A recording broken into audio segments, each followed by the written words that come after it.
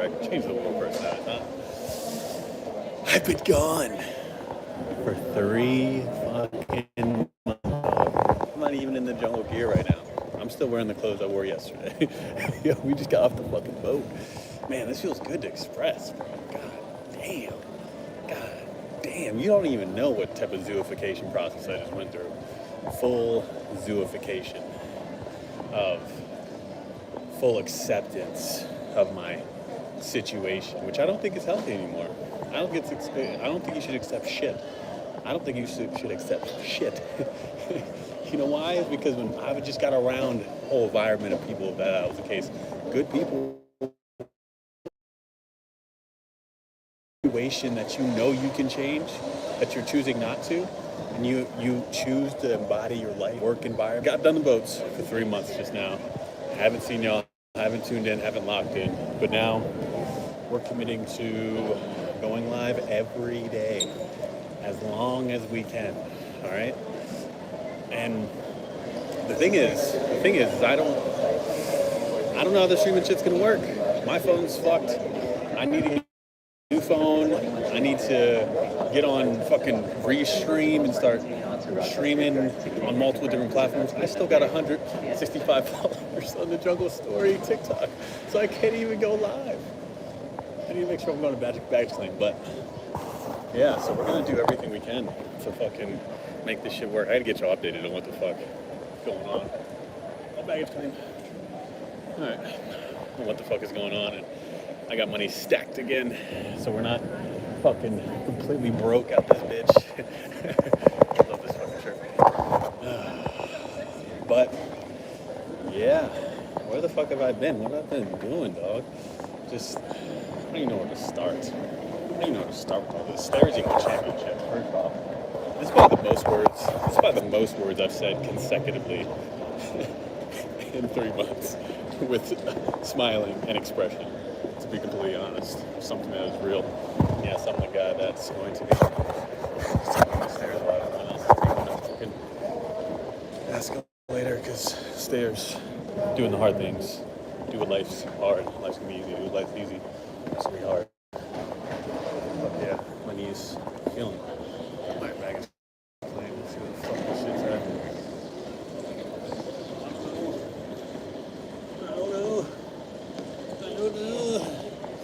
I don't know. Yeah, we got about $8,000 stacked up. About to have another $2,000 coming my way. So I'm about to have like $10,000 situated for these next fucking steps. But I gotta figure out where my shit's at. And I didn't brush my teeth. I left my toothbrush on the boat. Ah, shit. Shit. This Seattle 831. Oh, first bag. Okay. Yes.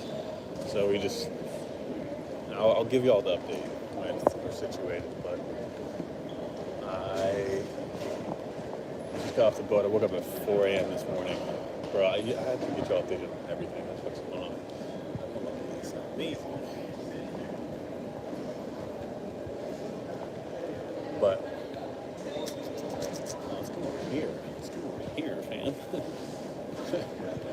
But yeah, we're gonna start streaming this shit every day. I'm streaming each one of these days. Fuck it.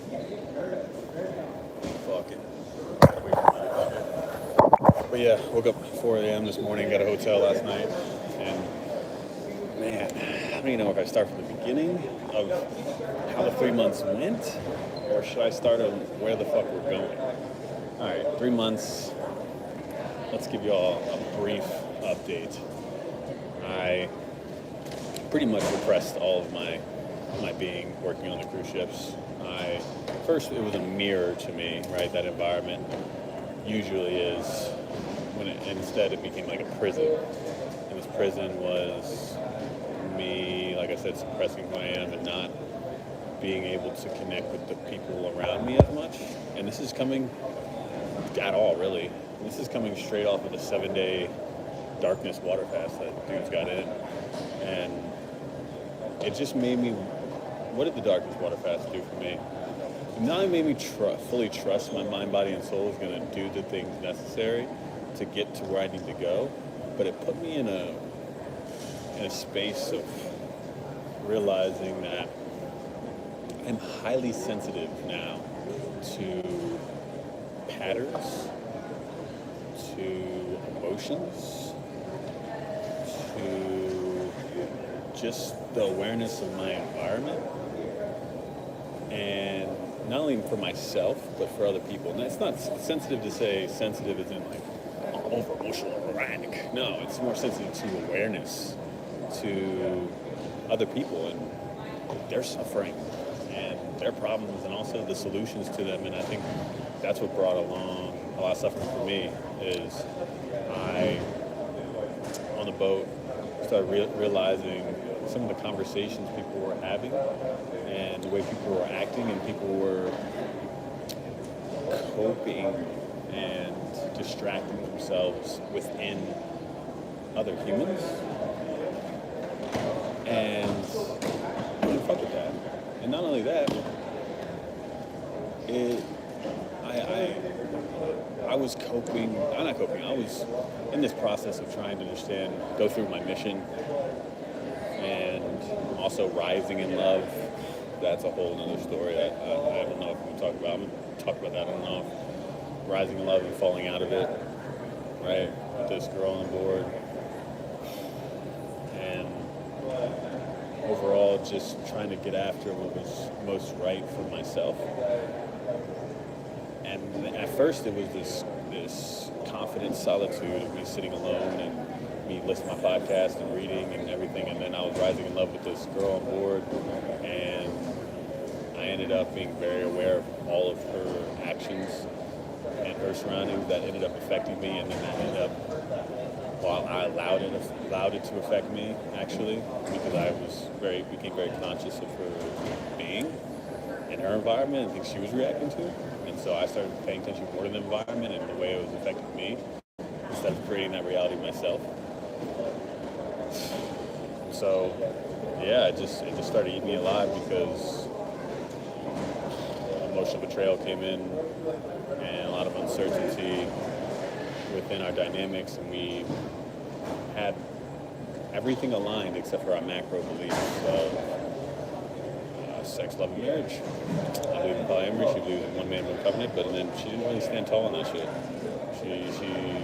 She had a lot of wounds from her past, of men that she's connected with. That's what her last relationship was solid, but each one had left a pretty big wound, and the ones previous relationships to that, she really didn't enjoy why she was with them sexually and intimately, so she has a lot of shame and guilt around that, not only because you're just supposed to save sex for marriage because she believes she's Christian, but also because her relationships that she had were the greatest, and she didn't know what that was for her. So that translated to our dynamic, and got a lot of shame and guilt there. And so the first month, were just a lot of consciousness, presence, intentional touching, like when we're around in the work environment, when it comes to like 007 trying to hide that shit, and we would make eye contact, and it was so rooted in like vulnerability, curiosity, and power, and just play, right? We would banter back and forth, talk to each other, like call each other fucking hoes and sluts and bitches, and she'd be like, "You're gay, I'm gay." It was so fulfilling. And then I even read the Bible, started reading the Bible with her. This shit was fucking wild. And so that's definitely fucking happened. And so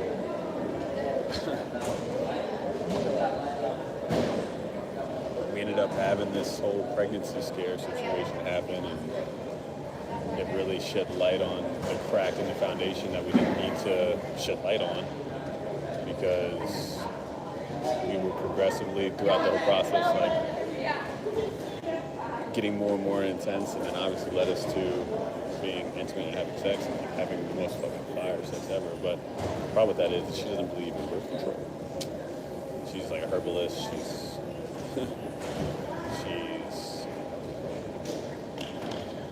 in this herbalism direction, and farm girl and Christian, God-fearing, and So she definitely doesn't like putting any of that shit in her body. But then we started, and she didn't like condoms. And I was like, well, who does? Who the fuck does? And I mean, I was very open to her at the very beginning about my herpes situation, and she's had HSV1 for the longest, as like the whole world. So yeah, pregnancy scare came out, but then we started talking about hypotheticals that weren't even the case of like having the kid and who's going to take care of it and how this process is going to go, and it triggered both of us. And then ended up one thing that caused a lot of like it was deep conversations to and then turn into heavy ones, and a lot of the spiritual debates we were having were actually really healthy, but then became the conflict of fear of it is. Oh, I think this is it. Yeah, that's it.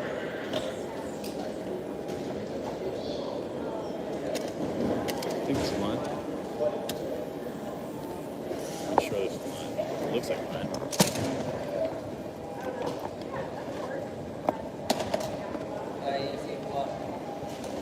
Yeah, that's mine.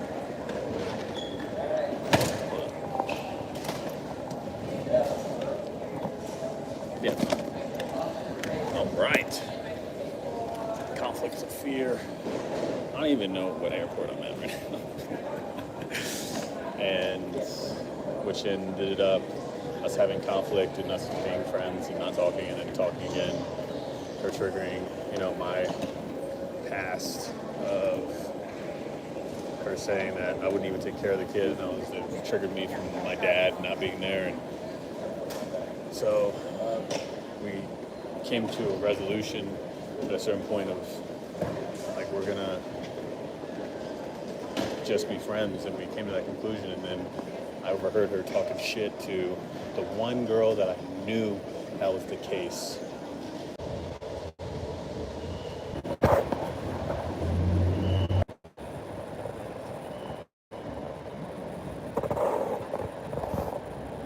Oh, we're still live. Okay. So I don't know when this shit's gonna come, but I can get y'all hip to what the fuck is those vibes. Fucking vibes. Fucking hordes. Fuck. Fuck.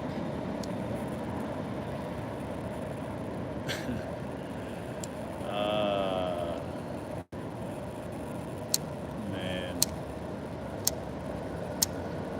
Back on it. Day 185 of Quasi monk living in the modern jungle. This used to be intentionally homeless, living in the jungle, but now we've reframed it. I'll get back to that, but to get back to the story of where the fuck I am and why I'm here and what the fuck is going on is, so we had that going on between us, and it became very heavy for me being in that environment, being around her. And it sucked because when I came back, when we committed to being friends, and come back downstairs and hear her talking shit to the one girl that I know from the beginning. It's like they had this like plastics vibes, right? They had this plastic vibes of let's see, of like the girl that she was best friends with. Not only talk shit about herself all the time, talk shit about the environment all the time. And then I've heard her talk shit about other people, and then be cool with them in the same realm. I'm like, that's a red flag, and I can't even fuck with it. And then I was cool. I was like okay with it. Not even okay. I was like had a disdain for it, but I said, okay, I want to understand why she is the way she is, so then I can get to know her better. So and then I can not judge her based off of her initial personality, I would say. And I want to hold space. I think that was something I was trying to do in the beginning. Hold space, be patient, and not putting my expectations and standing on people. And I think I did that a lot during this journey of like protecting my energy, but I don't know. I'm trying to figure out if I was overprotecting her or not. And I guess I'll find out getting into the real world the actual real world, not that fucking zooification process they just went through. That shit was fucking dead. But yeah, and there was a time when I heard her say something, because I'm very open about my purpose, my goals of liberating, educating, entertaining a non-monogamous world.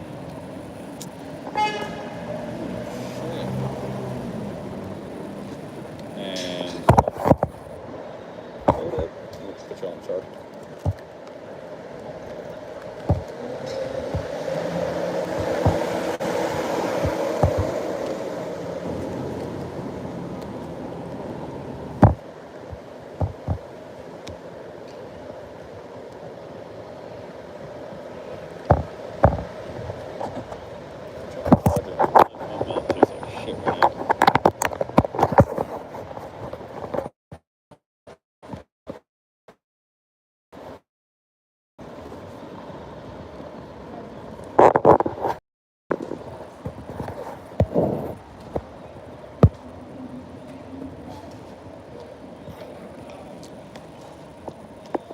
Alright, pretty sure it's charging.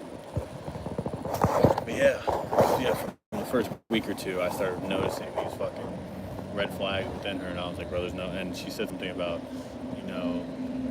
you would run some plural conference, public speaking events of like non-monogamy, and she said it in a derogatory way, in a distasteful way, and that was like the last straw for me. That was the one that cut it off for me. And then Kat had said her 2 cents and like kind of gagged in that, and that was something we talked about pretty consistently, not consistently, but just knowing that, Kat gagged because in her response to the girl that made the response to like the whole non-monogamy thing, because she doesn't believe in it. She doesn't think it's like soul sucking and STD prone and just people just fucking hedonistically, and it's like hedonism isn't a bad thing. You can do anything and be hedonistic. You can cook and be hedonistic. You can run and be hedonistic.